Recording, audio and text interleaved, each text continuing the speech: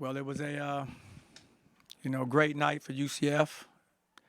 I thought our guys they kept fighting in a game in which they got down early in the first half to a very good Kansas basketball team, and just proud of the way we fought back. We chipped away in the second half. We started to gain more momentum, and we were able to take the lead and sustain it for the most part. And just really proud of our guys. What a difference a day make. We come off a game where tough road loss, and we come back home and we have to face Kansas, a great program, Hall of Fame coach. I thought our guys responded the way I like to see a UCF team respond, and that's with great courage, effort, and energy, throughout the entire night. You pulled that zone defense out of your bag. Coach Self said he wasn't necessarily expecting that look. Just kind of talk about that decision. That's something that you had planned this whole time for this game. Yeah, we knew we had zone in our bag. It's something that we work on, and we felt it was timely to play some today. I think that's why you saw our guys play it so well, because they're accustomed to playing it in practice, and just it worked out. Tonight it was a defense that we were able to stay with longer. I wasn't sure how long we'd have to stay with it, but we were able to stay with it longer because I thought it was effective at times in the second half for us. How important was Diallo's presence and impact in this game? I thought he was great. I think it may have been the best, collegiate game that Ibrahim has played. I thought he was big on both ends for us. Look, he's going against, to me, arguably the best big in college basketball. Hunter Dickerson is a terrific college basketball player, terrific player, period. And for Ibrahim to go, toe-to-toe with him and have to battle him in the low post, they're going at each other, scoring in the low post. I thought he did a great job for us, and I'm really proud of the way he stepped up and gave us a huge effort tonight. We've talked in the past about closing halves.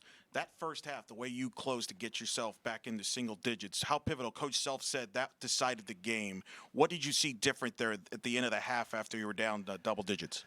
Well, I thought when we got down double digits, our guys, had that look like, wow, this is, playing against Kansas. They get that type of lead. You start to get knocked back a little bit. So in the timeouts, I was trying to just settle them down, letting them know it's a long basketball game. We have to still take it possession by possession. There are no 10-point plays. Let's work our way back in it. So we talked about working our way back in it in that last 4-minute segment, and we were able to do that. I thought we found some things defensively. I thought we got some stops up until the last play that McCullough, hit a big shot, to end the half. I thought we had gotten some momentum. Coach Self is right.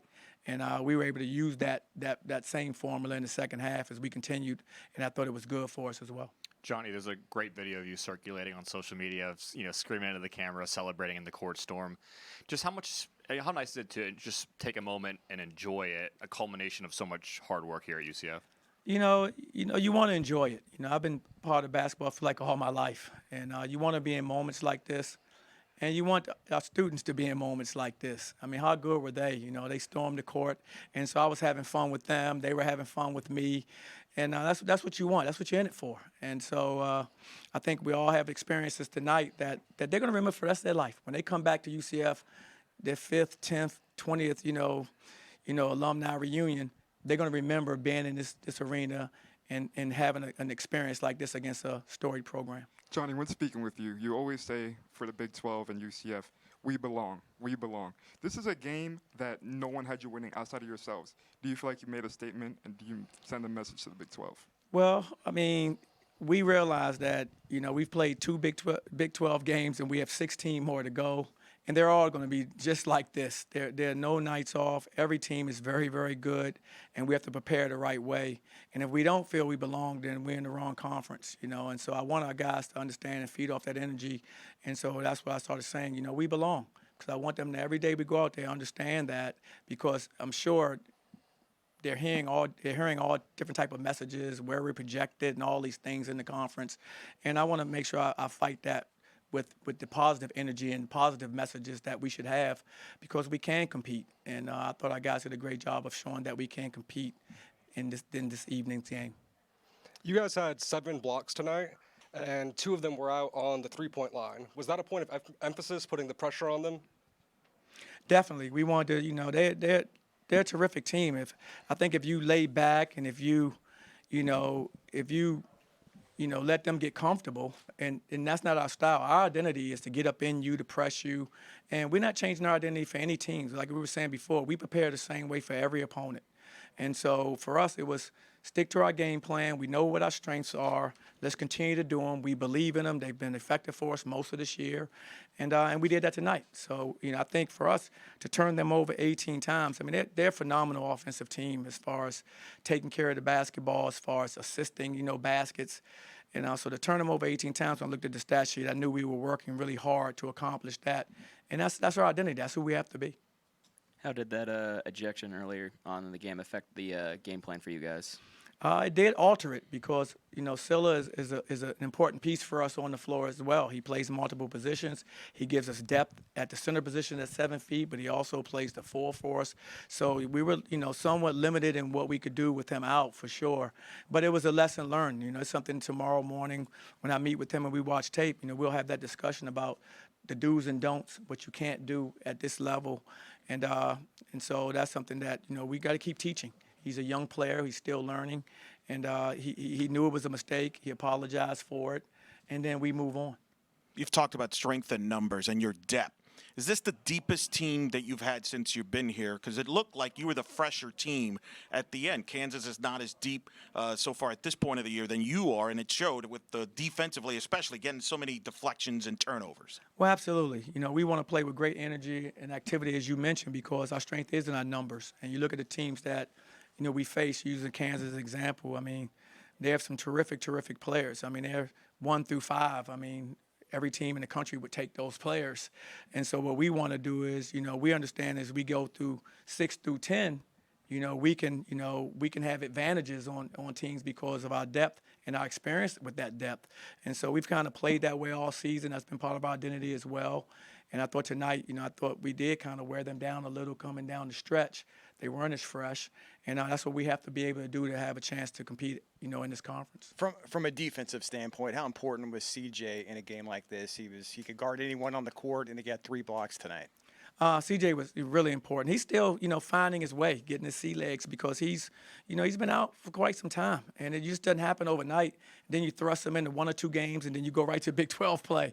Good luck. CJ is still not playing, to a level that I know CJ is going to play at as he continues to get these games under his belt. But I thought he was aggressive. I thought he made some big free throws for us, big blocks, change shots.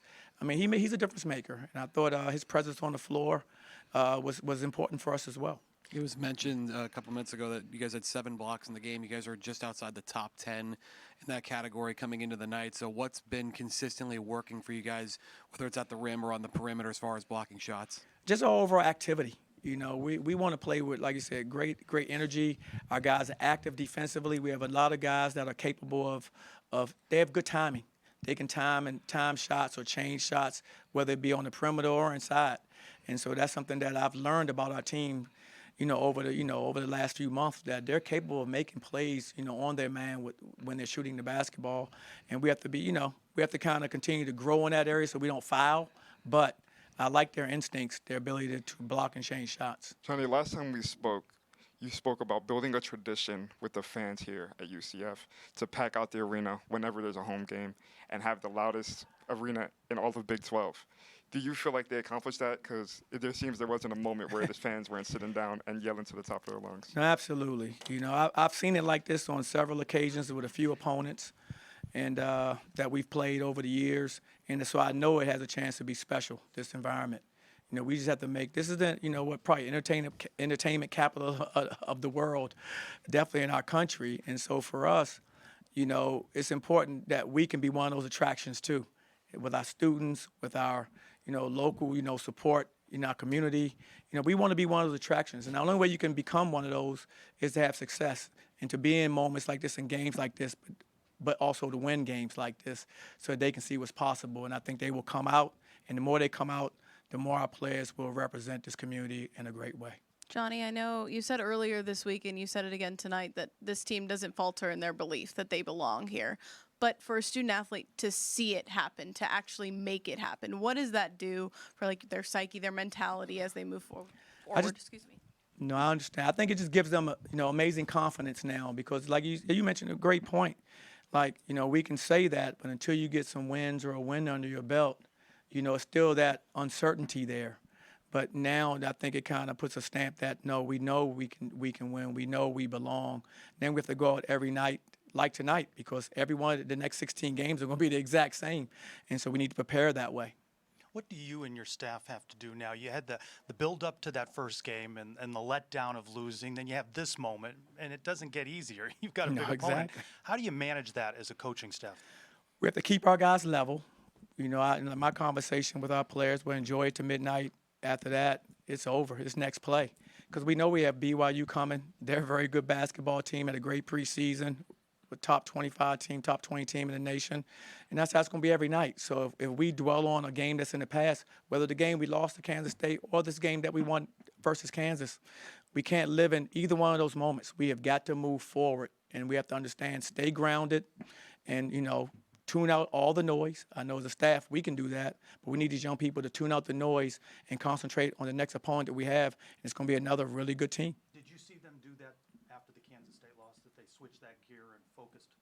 Well, we definitely focused when we got back, and we practiced that next day. So we got focused real quick from what we wanted to do. We had to flight back, and then that next day we got in the gym and we got together and tried to work out some things and make some adjustments to what we need to do to be successful. And I thought the adjustments, have been good for our guys. You were saying earlier that, you've been coaching for so many years at this point. Would you say that tonight has been the biggest win of your career? I think it's probably the biggest win of my career here. Biggest win of my career here. Based on the opponent we're playing a Blue Blood program, Hall of Fame coach, and they do a terrific job. I follow basketball, college basketball, of course. I love it, so I live it. And I've watched that program, and I've watched Coach Self. He's done a phenomenal job. Deserving to be a Hall of Fame coach. Championship, won several championships, national championships. So to compete in a game like that and then to win it, I think it just really helps our overall growth of a program like ours as we move forward. Last question will be Chris right here in the back. Johnny, you mentioned the zone earlier. You guys played tonight, though. The zone, the straight zone, the matchup zone, man-to-man, full court, and there was a lot of confusion thrown at them tonight. Did you see that? Well, we were trying to, just, mix up what we do a little. But that's our style of play. If you've seen us play, we, that's what we do. That's our identity. The only thing that was different was the zone and match up out of it at times. That was new, but everything else was our normal system. And when we find something that we feel, is working for us, then we kind of go with that, and that's what we did tonight. Good. Yeah. We've talked about your newcomers. You have a lot of them on this roster, but Darius Johnson was the one that finished the game out with the 2 free throws, hit a big 3. So what was it like? What did it mean to you to see a guy who's stuck around the program and been here to go out and finish a win like this? I'm just really proud of Darius. We've gone through this together, this journey together over the last 2, now 3 years. And I'm just really happy for him, because there's no player on our team that works any harder than he does and is any bigger believer in what we do than he is. He should. He's my godson.